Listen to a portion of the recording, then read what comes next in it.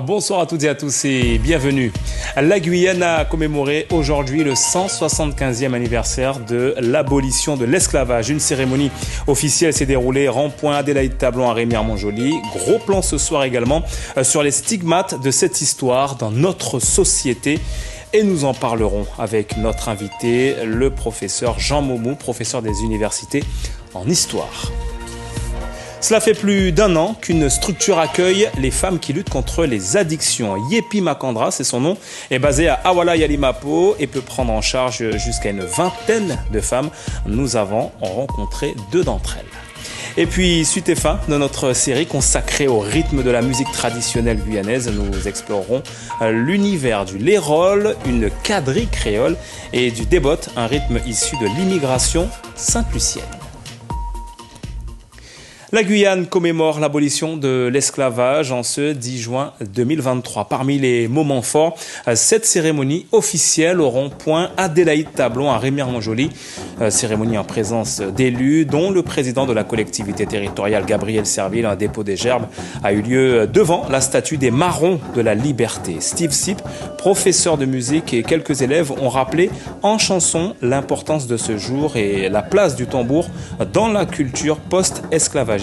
Il est au micro de Clotilde Séraphin-Georges. Il ne faut pas oublier ça qui passait à l'époque, parce qu'il y a une commémoration de l'abolition de l'esclavage. Et côté nous sortis loin, et qui fait quelque chose là, nous obligons de marquer ce moment. Donc c'est-à-dire que nous avons honoré ces anciens. Donc chez chanter pour ne pas oublier qui nous toujours faisons combat quand même, nous toujours faisons lutte, et en même temps, il y a la vie en même temps. Donc, pour ça, je me sélectionné ça chanter. Et tout partout, même dans la Guyane, c'est-à-dire qu'il faut jouer tambour, que ce soit créole, saramaka, amérindien, il faut nous pas laguer ça. Et ça la journée spéciale, il faut nous montrer qu'en fait, tambour a résonné pour toute la Guyane. 175 ans après l'abolition de l'esclavage en France, les conséquences sur nos sociétés post-coloniales perdurent au quotidien. Karl Constable et Clotilde Séraphin-Georges ont pris 3 exemples. Une certaine violence dans l'éducation, le traitement des cheveux et le filtre de la couleur de peau. Reportage. Un crime qui aura fait plusieurs millions de victimes, largement 2 fois plus que la Shoah, ne peut s'effacer et marque encore aujourd'hui nos sociétés de ses stigmates. À commencer par les rapports humains. Muriel Bédot, chorégraphe martiniquaise et maman de 4 enfants, autrice de Petite histoire d'éducation, décoloniser la transmission, a observé la violence de certains schémas éducatifs. On transmet à l'enfant que son corps ne lui appartient pas. Je parle dans des rapports excessifs, comme par exemple forcer un enfant à manger certains aliments alors que son goût n'est pas forcément développé à ce niveau-là. Et en fait, on lui apprend déjà, voilà, écoute, c'est moi qui décide pour toi, c'est ce que tu vas manger, c'est bon pour toi, mais en fait, l'enfant a le droit aussi d'avoir son avis, puisque c'est un être humain. Cette violence éducative, qui va jusqu'à la correction, entraîne la dévalorisation de l'enfant qui plus tard sera un adulte complexé avec des difficultés à exprimer ses potentiels. Le cheveu crépus, lui aussi, a longtemps été dévalorisé. Depuis 6 ans, ce salon de coiffure s'est spécialisé dans le cheveu naturel, un retour aux sources, résultat d'une double prise de conscience. Le danger des produits de défrisage et une réappropriation des canons de beauté afro, comme avec le mouvement Nappy. Aux États-Unis, ils se sont vraiment imposés, battus pour avoir notre image. Notre image, c'est noir, cheveux crépus, et on ne veut plus rejeter cela. Et ensuite est venu greffer ce problème de tout ce qui est chimique, qu'on trouve dans les produits. Sharon a même créé sa propre ligne de soins pour cheveux naturels et pour répondre à une clientèle qui augmente tous les jours, comme Christine et beaucoup d'autres. J'ai pas mal de copines qui ont fait cette démarche-là de passer aux cheveux naturels. Ça nous fait rappeler nos ancêtres, quoi. Autre critère de beauté et trauma post-esclavagiste, la couleur de peau. C'est au XVIIIe siècle et à l'esclavage que l'on doit l'invention de 128 combinaisons et 9 catégories de couleurs de peau qui vont déterminer les races. Et jusqu'à aujourd'hui, on peut dire que nous sommes héritiers de cette vision du monde extrêmement catégorisée. Parce qu'on va rentrer en contact avant tout avec la vue, avec le regard. Au regard de l'autre, je vais essayer inconsciemment de le catégoriser, de le ranger dans un groupe ethnique. Et on ne se rend pas compte que ça date du 19e siècle, que c'est implanté aujourd'hui dans notre manière de vivre, dans notre rapport à l'autre, dans nos interactions, depuis cette période. Et il serait difficile aujourd'hui de s'en débarrasser, parce qu'on dit mais non, mais on voit les couleurs. Et on va revendiquer d'ailleurs notre couleur de peau. Et si on dit non, je vois pas les couleurs, on va être ridicule, on va même dire mais tu n'es pas fier de ta couleur alors. Donc c'est rentrer véritablement dans le débat jusqu'à prendre une connotation aujourd'hui extrêmement politique. Soigner et apprendre des traumatismes historiques, c'est l'enjeu des sociétés issues de la traite négrière. À commencer par le devoir de mémoire qui ne doit pas faire du 10 juin qu'un simple jour férié. Et notre invité ce soir est Jean Momou, professeur des universités en histoire à l'université de Guyane. Bonsoir. Bonsoir. Jean Momou, les stigmates, on l'a vu, sont là. Est-ce qu'il y en a encore qui vous marquent en tant qu'enseignant en histoire à l'université de Guyane? Alors, pour répondre vite, et ma collègue vient d'évoquer cet exemple-là, c'est la prégnance de l'identité chromatique qui existe à l'intérieur de nos sociétés. Mais le problème, c'est que un vocabulaire que les afro-descendants avaient naturalisé, eh bien, aujourd'hui, ces mots ont pris de nouveaux sens, rechargés de nouvelles dynamiques et du coup, instrumentalisables. Pourtant, quand on disait une négresse, c'était pas, au sein de nos sociétés, c'est pas un mot péjoratif, mais souvent des contextes et des circonstances, c'est un mot qu'il faudrait pas employer. Or, naturalisation des mots issus de la colonisation au niveau du 19e siècle, et aujourd'hui, ces mots sont rechargés de sens parce qu'il y a on peut l'instrumentaliser et c'est ça où le bas blesse. Mais il y a un travail effectué par Pape Ndiaye, l'actuel ministre de l'Éducation, sur la condition noire en France. Et donc, ces questions-là sont traitées. Il y a encore, malheureusement, mais je pense de plus en plus, c'est un combat, c'est un travail à faire sur soi-même et aussi au niveau des politiques. Un travail qui se poursuit. Alors, malgré les stigmates, il faut avancer en ayant une société unie, notamment chez nous en Guyane. Alors, la commémoration de l'abolition de l'esclavage peut-elle unir justement les communautés de Guyane? Alors, je pense pas, parce que si on prend les trois groupes, amérindien, bushinengue et créole, chaque groupe a son histoire une histoire singulière, et du coup, des groupes ne se retrouvent pas dans cette abolition, dans cette commémoration de l'abolition. Prenons l'exemple amérindien. L'amérindien a connu l'histoire coloniale, l'esclavage aussi, mais c'est pas pareil. Eh bien, l'Amérindien revendique son autochtonie, l'autochtonisme qui est un instrument politique aussi. Le Bushinengue, eh bien, il s'est auto-libéré. Ça n'a rien à voir c'est pas une libération octroyée. Et du coup, là encore, quand, par exemple, sur le littoral, on commémore ce fait historique, eh bien, un Bushinengue ou un Amérindien peut être sensible à cette dynamique-là, mais c'est pas la même histoire. Mais pour l'haïtien aussi, est-ce que l'abolition l'intéresse, l'interpelle? Je ne sais pas, c'est la grande question, parce que les Haïtiens eux-mêmes ont leur propre séquence historique, focalisée d'ailleurs sur la période révolutionnaire de 1804 avec l'indépendance, où c'est entre eux-mêmes il y aura les divisions entre les Dessaliniens et les Louverturiens. Donc voilà, et les Mangues, où on les place, et les Syro-Libanais, où on les place. Autant de questions. C'est un peu complexe, quoi. On voit bien la complexité. Alors, comment une communauté comme la communauté Bushinengue de Guyane, vous en avez parlé, commémore l'abolition de l'esclavage? Est-ce que ce n'est pas forcément justement ce fameux marronnage avec des héros? Et s'il y a des héros, qui sont-ils notamment? On connaît Boni uniquement, mais est-ce qu'il y en a d'autres? Alors, il y a d'autres. Alors, le mot héros, nous historiens, on a du mal avec, parce que là aussi, c'est vrai, les sociétés qui se construisent ont besoin de temps forts, de mythes, mais peut-être des figures. Il y a des figures du marronnage. Je salue le travail de mon étudiante Dinota sur les figures féminines du marronnage, Saamaka. Comme qui, par exemple? Makala, par exemple. Alors, chez les Boni, on peut citer Mabasa Atiki. Ça, ce sont les femmes qui n'ont pas oublié, mais en tout cas, qui sont restés sous silence. Mais il y a aussi d'autres acteurs chez les Pamaka, par exemple, Dadofeng, Papa Dofeng, Papa Manda. Ce sont des acteurs du marronnage. Alors, les Bushinengue ne commémoraient pas cette histoire, parce que c'était une histoire qui était commémorée, du moins au quotidien. Il n'y avait pas besoin de marquer un temps fort pour se souvenir de ce passé-là. Mais aujourd'hui, avec ce qui se passe au niveau du monde, mais aussi sur le littoral, la télévision, eh bien, il y a ce besoin de remettre dans l'espace public leurs figures qui ont construit ces sociétés-là. Pour terminer, est-ce qu'il existe également des lieux? On a vu une cérémonie sur cette statue, les marrons de la liberté. Est-ce qu'il existe des lieux sur le Maroni où on célèbre le marronnage? Alors, l'idée, on va dire célébrer, mais il y a par exemple Feti Kampu, il y a le lieu de rencontre entre les Diouka et les Boni, mais c'est pas célébré. D'ailleurs, beaucoup de Boni ignorent un peu le lieu aussi. Qui est situé où, Feti Kampu? C'est vers Awarasoula, s'il faut dire Awarasoula, en amont là-bas. En amont de Maripasoula. Comme ça, c'est plus simple.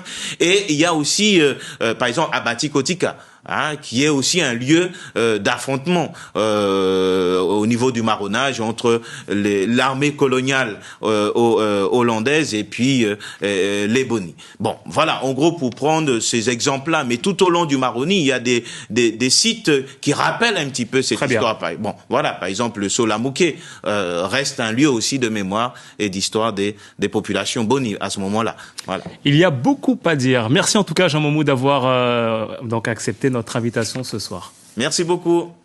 Et on referme cette page consacrée à la commémoration de l'abolition de l'esclavage avec la rubrique Amokidi, un édito où Charlie Torres revient sur la question de la réparation notamment.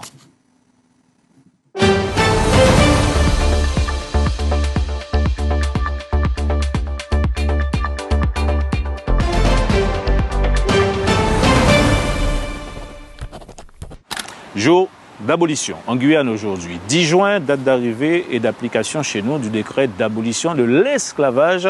175 ans d'abolition, de décennies de traite négrière, de commerce triangulaire, de souffrance, de maltraitance et d'attentats contre la dignité humaine et que sais-je encore. 175 ans en tout cas de crimes contre l'humanité. La France a fini par le reconnaître il y a une vingtaine d'années maintenant. Mais cela n'a pas été simple. Combat porté à bout des petits et solides bras de notre député de l'époque, Christiane Taubira. 175 ans d'abolition d'un crime déclaré prescriptible par la loi, excluant ainsi de fait la délicate question de la réparation pécuniaire notamment. La réparation sous toutes ses formes, soulevée à tout instant, à chaque moment de commémoration locale, nationale, voire même internationale, quoi de plus normal. En attendant qu'elle soit totale et satisfaisante, continuons de commémorer pour ne pas oublier, commémorer pour assurer la transmission, rendre hommage à nos marrons résistants et héros de la liberté, commémorer pour briser les chaînes de nos têtes, pour dire stop à l'exploitation de l'homme par l'homme et à toute forme d'esclavage moderne. Des réparations prescriptibles, peut-être, les célébrations, les commémorations et devoirs de mémoire, surtout pas. Amokidi. Direction la Caraïbe avec l'actualité en Guadeloupe marquée par la suite judiciaire de la révocation de Lorella Rinson, l'ex-directrice générale du Memorial Act, un haut lieu de mémoire de la traite et de l'esclavage. Un mois après, le tribunal administratif a ordonné sa réintégration à titre provisoire. Les précisions d'Éric Stimfling. Le juge des référés a ordonné la suspension de la mesure de radiation des effectifs prise à l'encontre de Lorella Rinson et la réintégration à titre provisoire de cette dernière dans un délai de 5 jours au sein du Memorial Act. Le magistrat souligne qu'il existe un doute sérieux sur la légalité de la décision du 9 mai au motif que le directeur d'un établissement public de coopération culturelle ne peut être révoqué que pour faute grave. Dans ce cas, sa révocation est prononcée à la majorité des 2/3 des membres du conseil d'administration. Or, dans la liste des griefs soulevés par Harry Chalus, président du conseil d'administration, aucune faute grave n'est reprochée à l'intéressé. Enfin, le magistrat fait droit à la condition d'urgence soulevée par la requérante. Celle-ci indique n'avoir pas été réintégrée dans son corps d'origine et ne dispose de ce fait plus d'aucune rémunération. Des éléments non contestés, le Memorial Act n'ayant produit aucun mémoire en défense ni assisté à l'audience. Contacté, Harry Chalus n'a pour l'heure pas souhaité réagir. En Martinique, on tente de briser les chaînes avec le débat autour de l'enseignement du créole à l'école. La collectivité territoriale de l'île a scellé un partenariat avec l'Éducation nationale pour avoir plus d'enseignants formés et d'heures d'apprentissage du créole. L'objectif à long terme est de rendre cet enseignement obligatoire. Nathalie Josse et Eddie Belrose. Est-ce qu'on entend la même chose? Coude en français, coude en créole. Oui. Est-ce qu'on entend la même chose? Oui. Cette classe du cours préparatoire est bilingue. On y parle aussi bien français que créole. En français, ça commence par un C. Dès qu'on dit coup en créole, ça commence par un K. Et les enfants ont trouvé leur rythme de croisière, le créole comme moteur des apprentissages. Ça a changé le climat de la classe. Et en plus, sur le point de vue des apprentissages, comme on fait une méthode contrastive, on voit le français, on voit le créole, il y a eu beaucoup d'améliorations dans la lecture même. J'ai beaucoup d'élèves qui étaient en difficulté et une fois qu'on est passé par le créole, dans la lecture du créole, il y a beaucoup de choses qui se sont mises en place. Et les résultats dans ces classes bilingues, surtout dans les quartiers dyssensibles, sont encourageants. Il y a quelques années, il y a une expérimentation qui a eu lieu sur une école de Trénel, donc quartier REP+, où justement on a pu montrer avec les chercheurs que cette comparaison permanente entre français et créole amenait les élèves à devenir meilleurs. D'où la volonté d'étendre le dispositif. Nous avions au départ 5 classes, puis 16, puis 39. L'an prochain, on vise 100 classes bilingues. Mais il était important d'éviter la rupture de l'apprentissage, d'où la continuité du dispositif dans le second degré.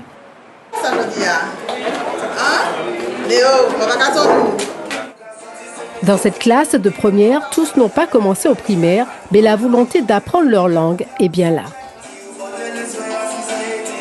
C'est vraiment un enrichissement de la culture, en fait, d'apprendre le cours de créole.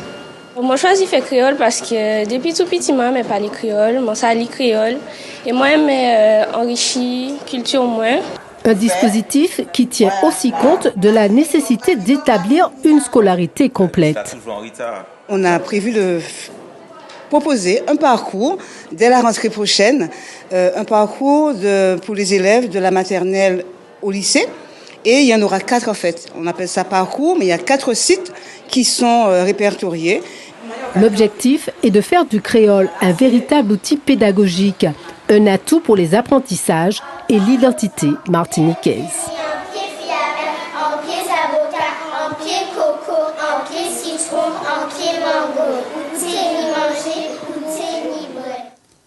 Retour en Guyane avec cette nouvelle que personne n'attendait, l'Institut médico-éducatif Léopold Eder, placé sous administration provisoire par l'ARS, l'Agence régionale de santé.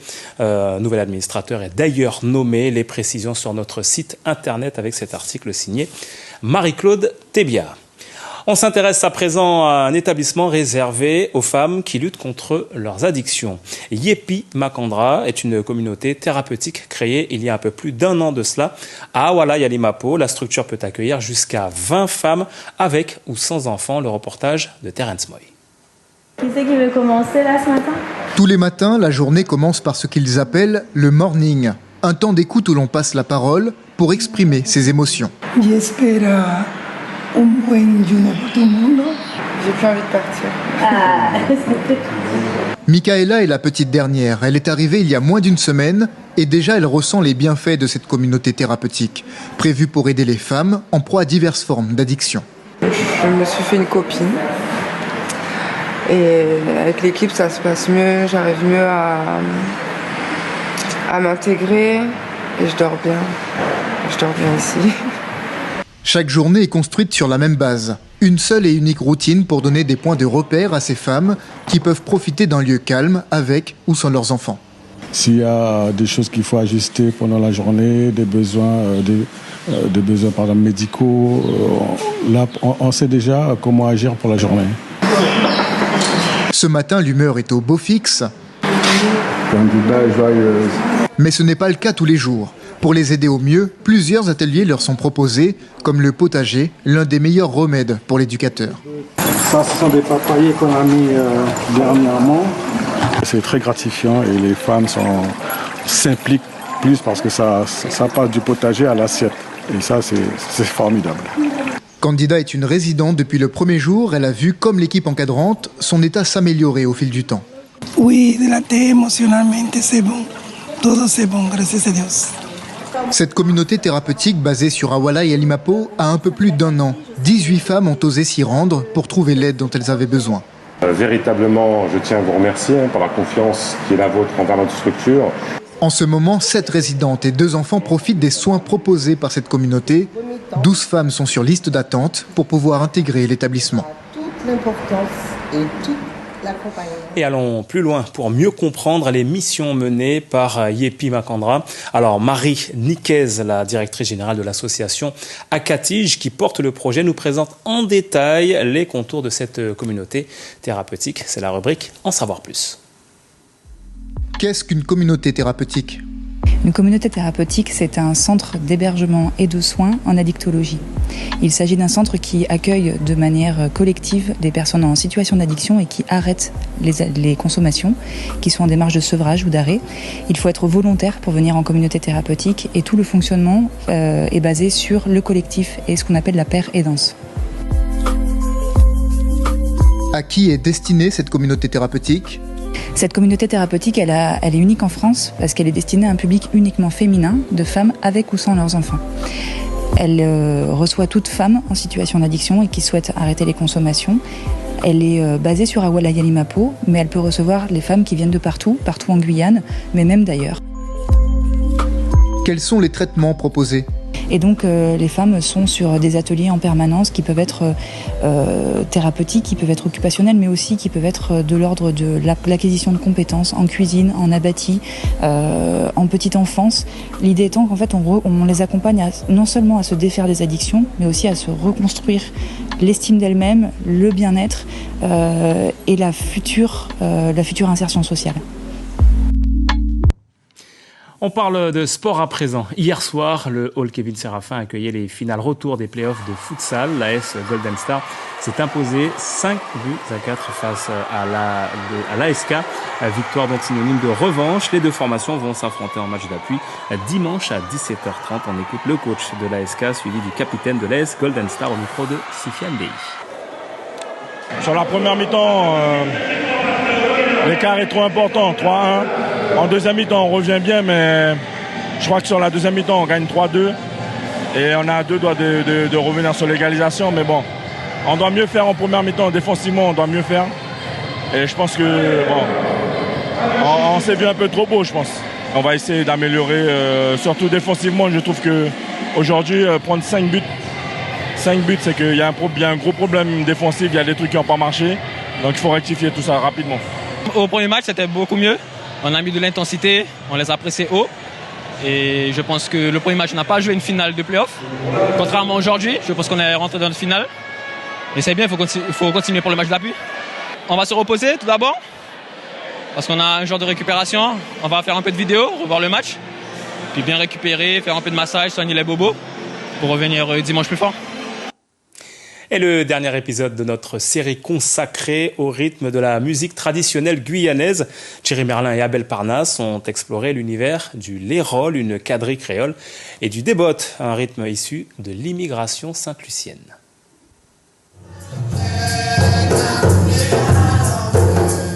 Le lérol est à la fois un rythme et une danse. Et c'est sur le territoire de l'Oyapock qu'est donc né le lérol, une variante de la quadrille créole.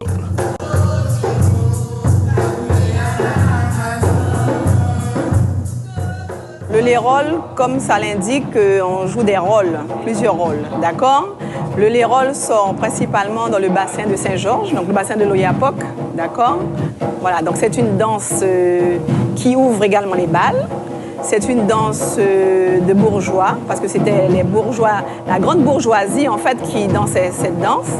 Une danse de personnes qui avaient de l'argent, comme on disait les gros chaps. Lorsque le lérol va commencer, il y a toujours une introduction. Doum, patak, tak, doum. Doum, patak, tak, doum. Doum, etc. Et puis lorsqu'on va commencer, doum, doum, doum, doum. Et lorsque vous aurez là, par exemple, quand on a le refrain,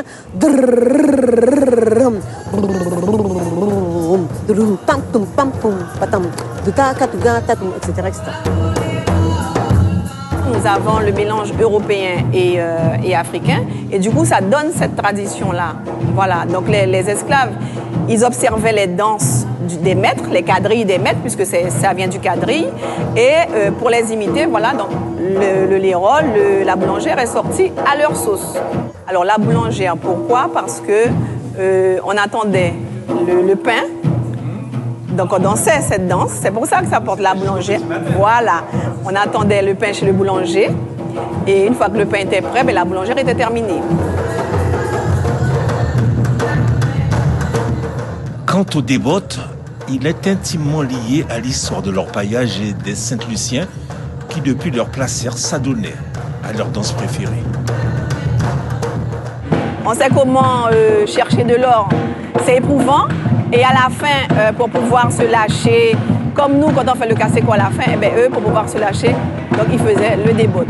Alors dans le débotte également, on retrouve certains gestes qui rappellent les coupeurs de canne. D'accord? Donc on voit bien ce mélange entre les Saint-Luciens et la communauté guyanaise dans ce temps-là, qui fait que ça donne le débotte aujourd'hui. Quelle est la ligne rythmique du débotte?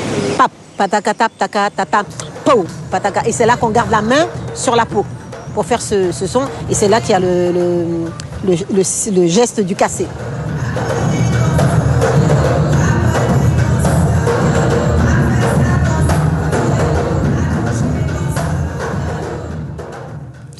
Et c'est sur le débotte que l'on se quitte. Excellente soirée à toutes et à tous. Demain, à la matinale des 6h avec Olivier Damon. Et puis, juste après la météo tout à l'heure, notre émission spéciale consacrée à la commémoration de l'abolition de l'esclavage avec Jennifer Baratiné.